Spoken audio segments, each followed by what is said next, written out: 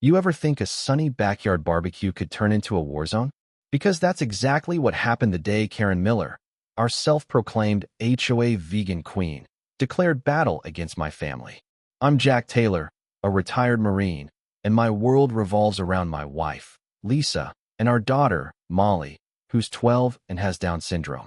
We moved out here to this quiet Ohio suburb hoping for peace, maybe a little slice of American apple pie, never realizing we'd landed smack in the middle of Karen's green crusade.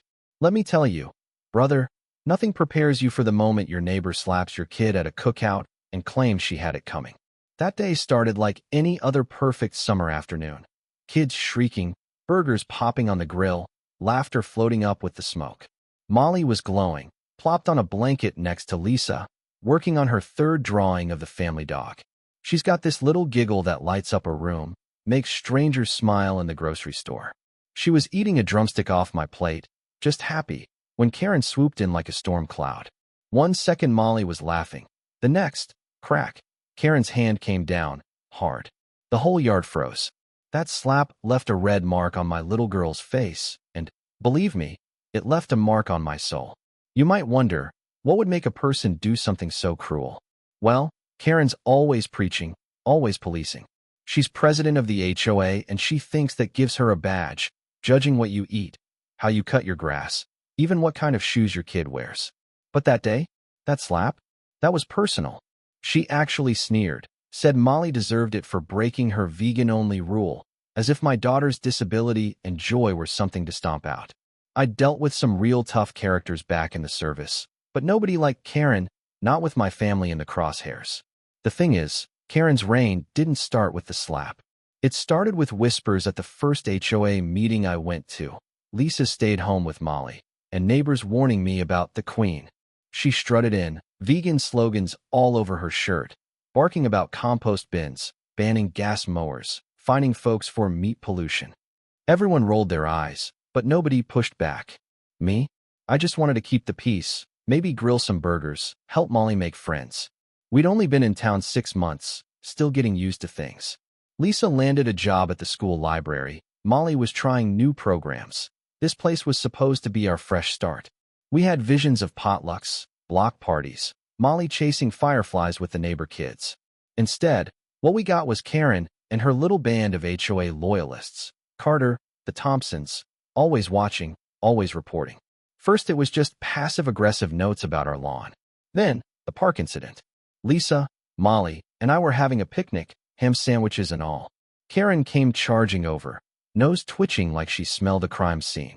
"Who lets a child eat that garbage?" she hollered, pointing at Molly's burger, loud enough for the whole playground to stop and stare. Molly just shrank behind Lisa. It's not easy, explaining to your daughter why a stranger hates her lunch, and maybe her, too. But that was Karen, turning every moment into a power play. After that, things escalated. Fake violation letters, threats of fines for meat consumption at community events. Neighbors started keeping their distance, glancing sideways at us in the grocery store. Molly would come home asking, "Why is that lady always mad?" Lisa and I tried to shield her, but you know how it goes. Kids pick up on everything. Then came the backyard sabotage. We had a small cookout, just the Hendersons and Mrs. Jenkins, our good-hearted neighbors.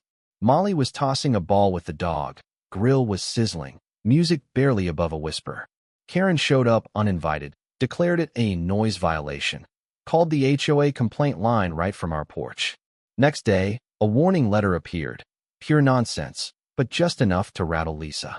A week later, Karen accidentally spilled water over our grill at a potluck. I caught the look in her eye. She was enjoying it. Mr. Henderson muttered, "That woman's unhinged." I just clenched my fists and waited. You learn in the Marines. Pick your battles, but never let anyone hurt your family. I kept hoping it would stop, but at the next HOA meeting, Karen really showed her colors. She stood up, pointed right at us, and said, "Some families let their kids run wild. Ignore rules. People like that girl, Molly. Maybe they shouldn't be at events if they can't follow etiquette." It got so quiet you could hear the air conditioner click on. My heart hammered. I stood up, said, "Molly's welcome anywhere we are." Some neighbors nodded, but Karen's little army clapped for her. It was official. War had been declared. And that brings us to the day of the infamous barbecue, the one where Karen finally crossed a line she couldn't uncross. There were burgers, chicken, the whole neighborhood out on picnic blankets. Lisa and I had our eyes on Molly, who was handing out her crayon cat drawings to anyone who'd take one. I was flipping chicken, hoping we could just have one day, just one, where she felt included. But Karen, in her blinding "Go Vegan" shirt, stormed over, zeroed in on Molly with this wild look in her eyes, and before anyone could react, she slapped my daughter. The sound echoed, Molly's drumstick dropped, her cheek blossomed red. She crumpled in Lisa's arms, sobbing, apologizing like she'd done something wrong. That was it. I'd been holding back, taking the high road. No more.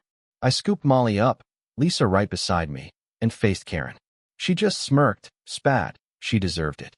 Her cronies tried to back her, but the crowd was shifting. Mr. Henderson, Mrs. Jenkins, even old Peterson, all looked sick. I said, "You crossed a line, Karen. This isn't over." She just laughed, called me soldier boy, and strutted off. But everyone heard her. And this time, I had a plan. First thing the next morning, I pulled the footage from our backyard cameras. Had it all. Karen's face, her slap, her words. I showed it to Lisa, then called Mrs. Jenkins and Mr. Henderson, who both agreed to write statements. Mr. Henderson even had a phone video of Karen taunting me. We gathered everything: witnesses, footage, statements. Karen tried her usual routine, calling the police, spinning stories, saying I threatened her, claiming Molly provoked her. But when Officer Daniels and his partner showed up, I sat them down, offered coffee, showed them the footage. They watched, faces stone cold, and took the USB drive with them. Karen wasn't done, though. She wept and wailed at the community center, claimed we were harassing her. She posted on the HOA forum, tried to rally her loyalists. But the tide was turning. Mrs. Jenkins helped us collect signatures for an emergency vote to remove her as HOA president. Within days, we had more than enough. At the meeting, I played the footage for everyone. Karen tried to shout it down, called it edited, but nobody bought it. The vote was swift. She was out. Next came the law. With our lawyer friend's help, I filed charges for assault on a minor, armed with witness statements and video proof. The cops charged Karen, and she was marched out of her fancy house in cuffs, neighbors whispering, her cronies nowhere in sight. That was poetic. Her whole vegan empire collapsed. HOA found she'd misused funds, fined her $2,000. She lost her job at a nonprofit, her reputation in shreds. Her yard, once filled with self-righteous signs, was suddenly for sale. At the hearing, Karen tried to spin it, claimed Molly's burger provoked her, but the judge wasn't having it. 6 months probation, $5,000 fine, 200 hours of community service, and a restraining order to stay away from us. That's what justice looked like. The new HOA president, Mrs. Larson, brought everyone together for a fresh start. No vegan mandates, just food, laughter, and a little hope. Molly danced with her friends, giggling. The welt on her cheek finally faded. Now, every time I see her running in the backyard, I'm reminded that standing up to bullies matters. That real community is about protecting each other, not policing each other. And when neighbors work together, when good people stand up, nobody, not even a self-proclaimed queen, can keep you from living in peace. So let me ask you, where do you draw the line when someone in power goes too far? Would you fight back or keep your head down? Let me know down below, and if you believe in standing up for what's right, stick around. There's plenty more to come.